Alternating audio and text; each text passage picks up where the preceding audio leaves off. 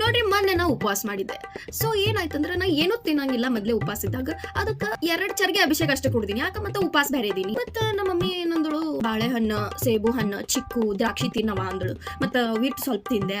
ಯಾಕ ಮತ್ತೆ ಉಪವಾಸ ಬೇರೆ ಇದೀನಿ. ಮತ್ತೆ ನಮ್ಮ ಮಮ್ಮಿ ಏನಂದಳು, ಸ್ವಲ್ಪ ಮುಕ್ಕೊಂಡದು ಹೇಳ್ತಂಗಿ ಮತ್ತೆ ಉಪವಾಸದಿ ಅಂದಳು. ಮಧ್ಯಾಹ್ನದು ಯಾದ್ಯಾವ ನಮ್ಮ ಮಮ್ಮಿ ಏನಂದ್ಲು, ಮತ್ತೆ ಮುಂಜಾನೆಯಿಂದ ಬೇರೆ ಉಪವಾಸದಿ ತಂಗಿನಿ, ಸಾಬುದಾನಿ ತಿನ್ನವ ಅಂದಳು. ಸೊ ನಾ ಏನ್ ಮಾಡ್ದೆ, ಉಪವಾಸ ಹಾಕ್ಯಾಳ ಮಮ್ಮಿ ಅಂತ ಹೇಳಿ ತಿಂದ್ಬಿಟ್ಟೆ. 2-3 ಗಂಗಾಳ ಅಟ್ಟೆ ತಿಂದೆ ರೀ. ಮತ್ತೆ ಯಾಕಂದ್ರೆ ಉಪವಾಸ ಬೇರೆ ಇದಿಲ್ಲ. ನಮ್ಮ ಮಮ್ಮಿ ಅಂದಳು, ತಂಗಿ ಮುಂಜಾನೆ ಬೇರೆ ಏನು ತಿಂದಿಲ್ಲ, ಉಪವಾಸ ಬೇರೆ ಅದಿ, ಹಣ್ಣು ಹಂಪಲ್ ಮೇಲೆ ಅದಿ, ಮತ್ತ ಇನ್ನೂ ಒಂದು ಗಂಗಾಳ ಹೆಚ್ಚಿಗೆ ತಿನ್ನಂದಳು. ಮತ್ತೆ ನಾ ತಿಂದ್ಬಿಟ್ಟೆ. ಮತ್ತೆ ಅದಾದ್ಮೇಲೆ ಮಮ್ಮಿ ಅಂದಳು, ಇನ್ನೊಂದು 2-3 ಗ್ಲಾಸ್ ಹಾಲು ಕುಡಿದು ಮುಕ್ಕೊಂಡ್ಬಿಡವ, ಮತ್ತೆ ಉಪವಾಸ ಬೇರೆ ಅದಿ ಅಂದಳು. ಅಷ್ಟೇ ರೀ, 2-3 ಗ್ಲಾಸ್ ಹಾಲದು ಕುಡ್ದೆ. ಸಂಜಿಗೆ ಆಯ್ತು ನಮ್ಮ ಮಮ್ಮಿ ಅಂದಳು, ಮತ್ತೆ ಊಟದು ಮಾಡಾಕತ್ತಿ, ಮತ್ತೆ ಮುಂಜಾನೆ ಬೇರೆ ಉಪವಾಸ ಅದಿ ಅಂದಳು. ನಮ್ಮ ಮಮ್ಮಿ ಪಟ್ಟಕನೆ ಊಟದು ಹಚ್ಕೊಟ್ಲು. ಒಂದ್ 7-8 ಚಪಾತಿ ಹಚ್ಚಿದಳ್ರಿ. ಮತ್ತೆ ಮುಂಜಾನೆ ಉಪವಾಸ ಬೇರೆ ಇದೀನಿ, ಏನು ತಿಂದಿಲ್ ಬೇರೆ, ಹಣ್ಣು ಹಂಪಲ್ ಮೇಲೆ ಹಾಲ್ ಮೇಲೆ ಇದೀನಿ.